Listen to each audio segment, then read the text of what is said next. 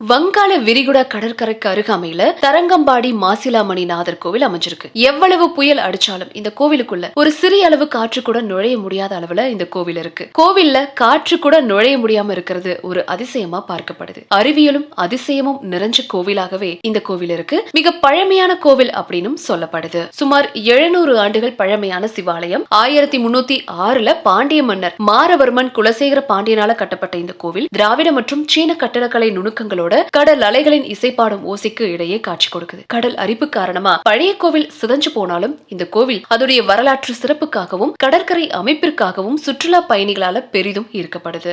இங்க இருக்கிற கல்வெட்டு பாண்டிய மன்னன் மாரவர்மன் குலசேகர பாண்டியனின் 37வது ஆட்சி ஆண்ட குறிக்குது. இந்த கல்வெட்டுல சிவபெருமான் சதங்கன் பாடியான குலசேகர பட்டினத்து உடையார் மணி வன்னீஸ்வரம் உடையார் அப்படின்னு குறிப்பிட்டிருக்கிறாரு. தஞ்சாவூர் நாயக்க மன்னர் அச்சுதப்ப நாயக்கருக்கு சொந்தமான கிபி 1614 வருஷம் காலத்தை சேர்ந்த ஒரு முடிக்கப்படாத கல்வெட்டும் கண்டுபிடிக்கப்பட்டிருக்கு. இந்த கல்வெட்டுல சிவபெருமான் முதன் முறையா மாசிலாமணிநாதர் அப்படின்னு அழைக்கப்பட்டிருக்காரு. ஆனா அந்த இடம் சதங்கன்படி அப்படின்னே அழைக்கப்படுது. டச்சு ஆட்சி காலத்துல சதங்கன்படி அப்படிங்கறத உச்சரிக்கிறது அவங்களுக்கு ரொம்பவும் கடினமா இருந்திருக்கு. அதனால அவங்க அந்த இடத்துக்கு டிரான்கியூபார் அப்படின்னு பெயர் வச்சிருக்காங்க. காலத்தின் மாறுபாடுகள் மற்றும் கடல் மட்ட உயர்வு காரணமா இந்த கோவில் முற்றிலும் அழிஞ்சு போயிருக்கு. கருவறை மற்றும் சில துணை ஆலயங்கள் மட்டும் அப்படியே இருந்திருக்கு. அதனால ஒரு புதிய கோவிலும் கட்டப்பட்டு 2013 வருஷம் கும்பாபிஷேகமும் பண்ணிருக்காங்க.